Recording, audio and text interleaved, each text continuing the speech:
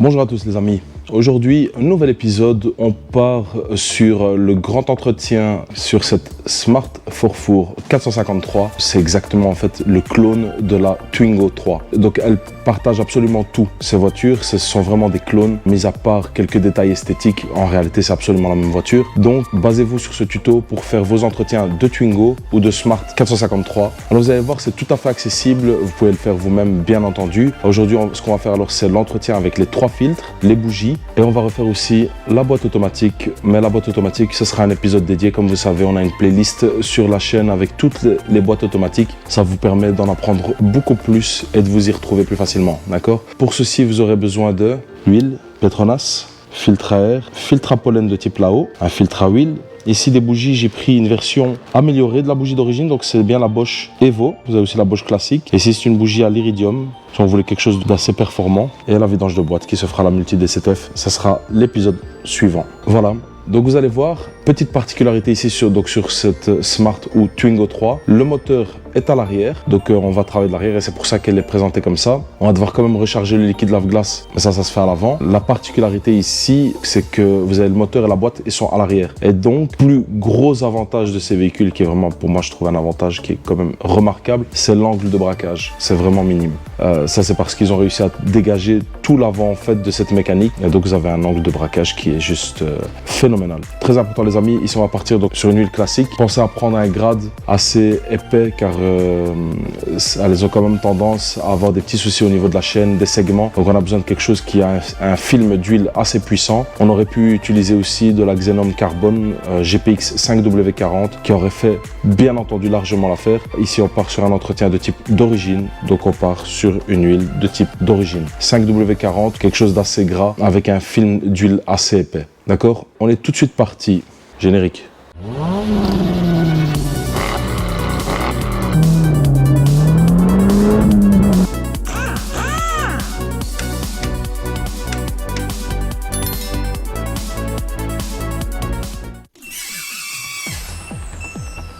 Alors ici,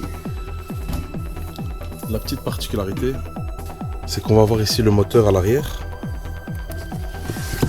directement dans le coffre, d'accord? Alors, on se retire ici sa garniture.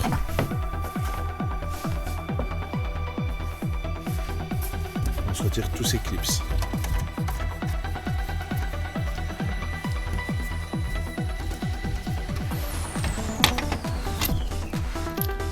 Attention, la tôle est chaude. Voilà. Et ici, alors, on se retrouve avec le bloc.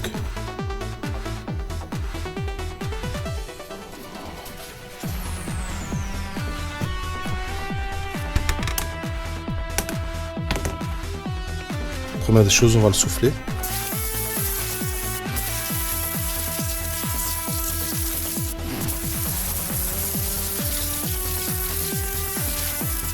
Voilà, donc on a dépoussiéré ici un peu le bloc, c'est déjà bien mieux pour travailler. Et alors ce qu'on fait, donc on fait un appel d'air. Donc ici, son bouchon de remplissage, on le dépose contre et on retire un peu sa jauge.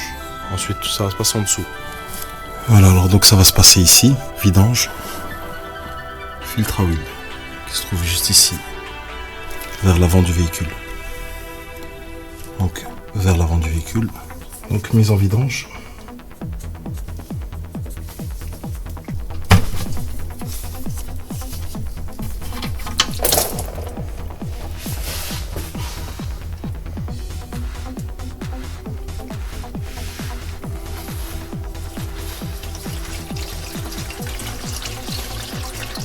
Pour ça, on va utiliser un carré de 8. Filtre à huile, douille de 27.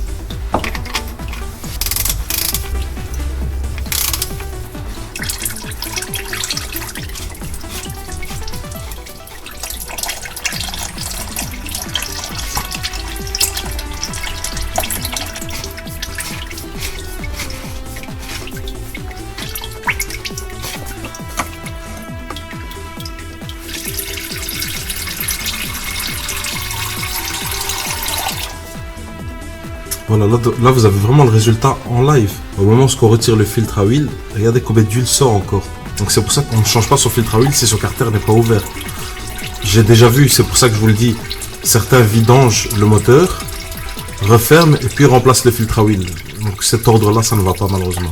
Et alors cette cloche, vous la connaissez très bien, donc c'est tous les modèles TCE, à peu près, tous les modèles TCE. Ici on est sur la version 0900 TCE, moteur, voilà, avec une fiabilité, on va dire, un peu variable en fonction de comment on l'entretient, bien sûr. Ne négligez pas vos entretiens là-dessus, parce que vous risquez quand même problème de segments et de chaînes, surtout avec des frais qui sont vraiment catastrophiques. D'accord? Donc là on le laisse s'écouler, je vais l'aider un petit peu en mettant de l'air comprimé à travers la jauge, on va voir ce qu'on peut récupérer en plus.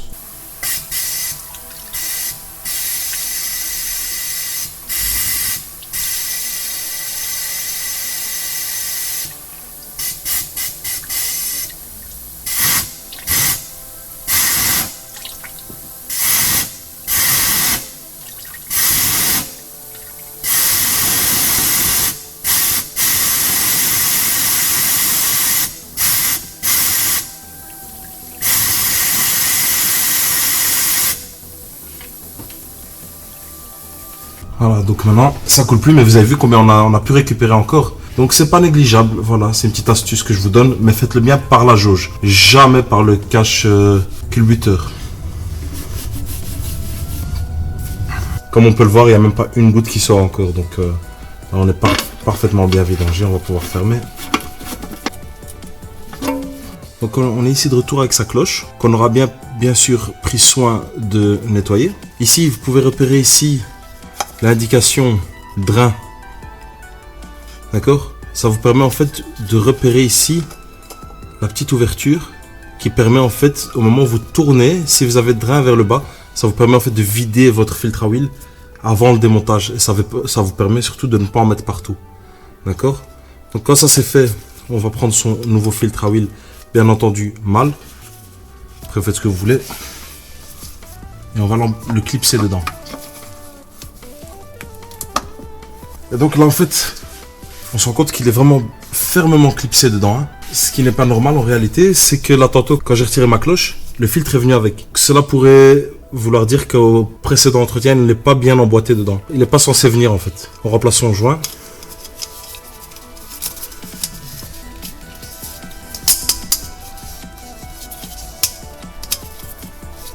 Voilà, juste comme ça.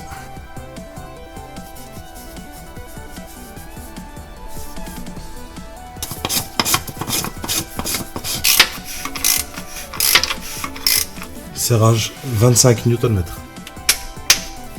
Voilà, donc ici pour la partie vidange, c'est en ordre. On va passer tout de suite au remplissage. Voilà, donc on va passer au remplissage.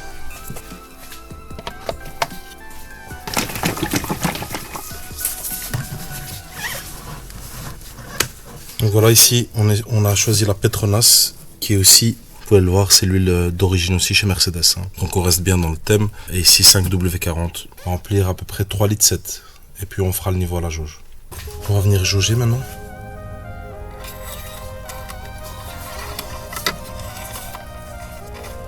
Donc on laisse ça jauger dedans. Et ici on a déjà une demi-jauge. Il ne faut pas oublier que le filtre à huile a été vidé. On va rajouter à peu près un demi-litre. On est juste sur le niveau max. Donc on va pas mettre plus pour le moment. On va attendre de démarrer. Mais avant ça, on va profiter que le moteur a un peu refroidi pour remplacer les pièces ici périphériques, donc bougie et filtre à air. D'accord? Ensuite, on pourra faire un démarrage. Ok, filtre à air, c'est excessivement simple. D'accord? Torx de 25.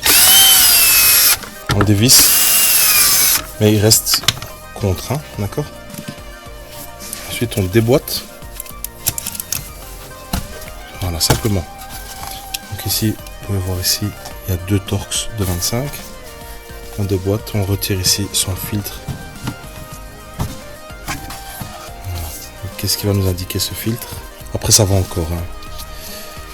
On nous indique aussi que c'est un Bosch. Et Bosch, on sait bien qu'en filtration, malheureusement, c'est pas ça, hein. D'accord?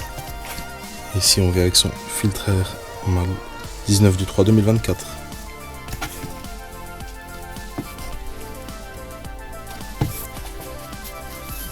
On remboîte dedans. C'est en boîte. emboîte parfaitement. On respecte bien le sens de montage en faisant un petit mouvement en biais.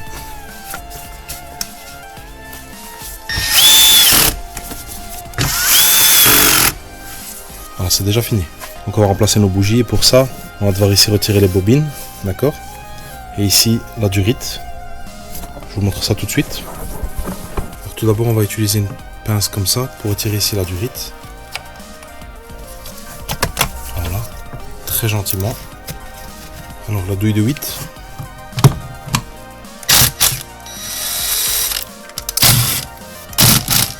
On appelle ça la douille de 8, mais apparemment ça s'entend qu'on est belge quand on dit 8.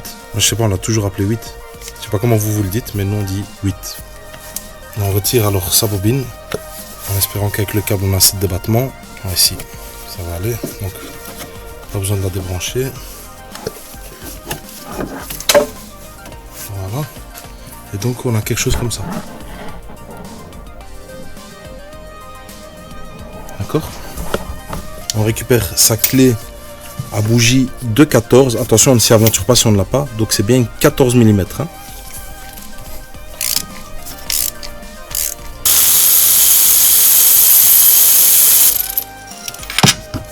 Et voilà, ça vient tout seul.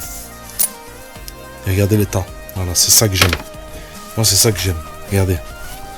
Regardez ça ici. Complètement cramé. Regardez. Complètement cramé. Ah, voilà. Pareil. Voilà. Regardez ça. Ah, celle-là, c'est encore pire. Hein. Regardez. Donc ça, c'était bien la fin. Alors, air comprimé dans les puits.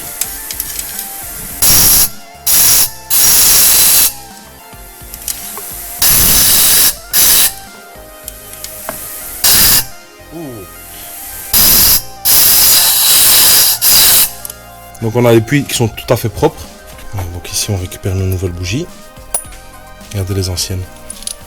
Regardez ici la céramique, comment elle a travaillé. Très parlant. Alors ici, on met une noisette de graisse sur la céramique. On engage à la main.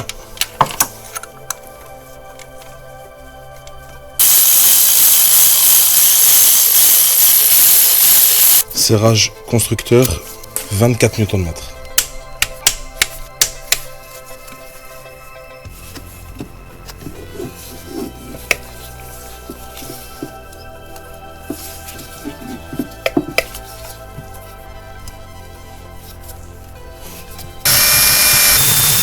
Serrage des bobines 7 Newton.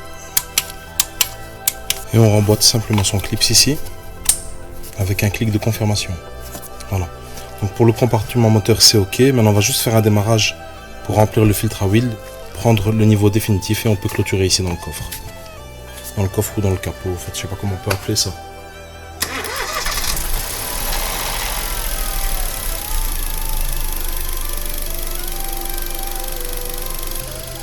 Alors pensez à dépoussiérer assez souvent vos moteurs en fait, parce que la poussière va venir griffer vos câbles.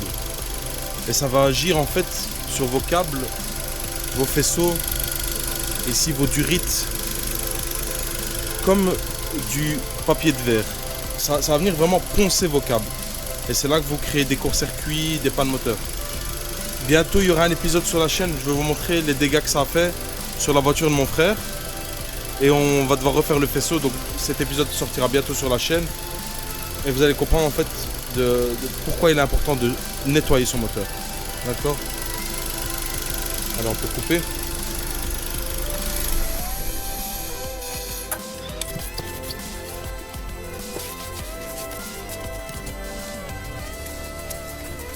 On peut faire son niveau.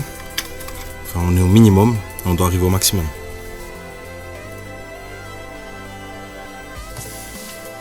Alors c'est étonnant qu'elle prenne 5 litres. Hein. J'ai mis 5 litres, c'est étonnant. Mais il faut dire qu'on a soufflé pas mal et qu'on a vraiment bien vidé les circuits. Donc ça va permettre d'avoir 100% de nouvelle huile. Et ici on peut voir qu'on est parfaitement au max. Et pour ça, on aura mis 5 litres d'huile. Donc c'est bien, c'est vraiment bien. Alors on a pu vraiment vider la totalité. Ici pour le compartiment moteur, c'est en ordre. On se remet notre cache et on passe à la suite.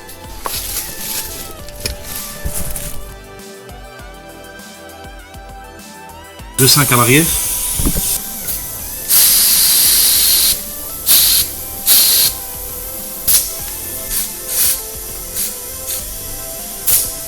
De 2 à l'avant. Donc voilà, pour accéder à son liquide lave-glace, on va devoir ouvrir le capot et ça se fait via ces 2 trappes. Ici et là. Et ensuite, on tire le capot vers soi. D'accord. Pour le refermer, pareil. On prend soin de bien remboîter. Voilà. Et on referme. Simplement. Donc comme ça on accède liquide lave-glace, liquide de frein et liquide de refroidissement. Ici on peut voir que ça a mal été remboîté ça par le dernier. Voilà, je préfère mieux ça.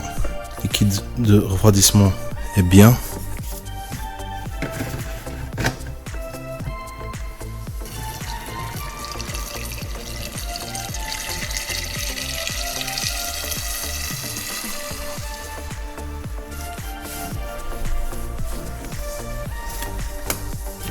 Ça c'est fait, on peut refermer son capot. Alors, dernière étape dans notre entretien ici, ça va être le service reset comme d'habitude. Parce qu'ici, si je mets le contact, voilà, service échéance depuis 82 jours. On va aller mettre le contact. Ensuite, on va aller chercher le menu. Voilà. Alors, tout d'abord, on a refait la pression des pneus. Donc, on réinitialise.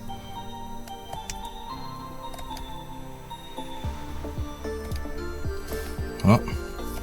Ensuite, voilà. Donc vous avez ici service depuis 82 jours. Donc pour ça, on va rester appuyé sur le OK ici sur le volant. Jusque ça clignote. Vous restez appuyé. On ne lâche pas. 1 minute later. Et voilà. Prochain service dans 20 000 km. Donc il faut être bien patient. Hein. Ça dure quand même une petite vingtaine de secondes. Donc vous allez sur le message d'entretien et vous restez appuyé sur OK avec votre contact mis, bien entendu. Voilà, donc l'entretien ici est complété. Alors, petit bonus, ici on a le phare qui est cassé. Ici on en a un nouveau. Donc on va le placer tout de suite.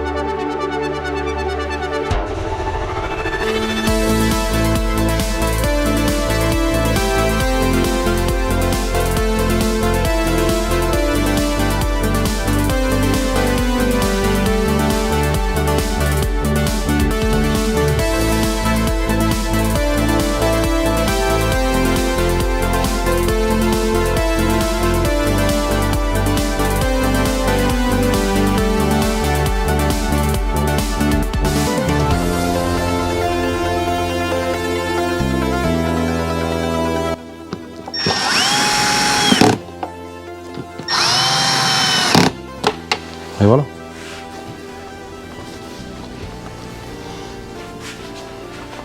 Voilà les amis, cet épisode s'arrête ici. Donc vous avez vu comment on fait l'entretien de sa Smart type 453 ou Renault Twingo 3. Vous avez vu qu'il n'y a rien de compliqué, donc n'hésitez pas à le faire vous-même. Pensez à le faire assez souvent, ce sont des véhicules qui souffrent beaucoup, qui font beaucoup de villes. Donc naturellement, tout est amplifié. Beaucoup de démarrage à froid, etc.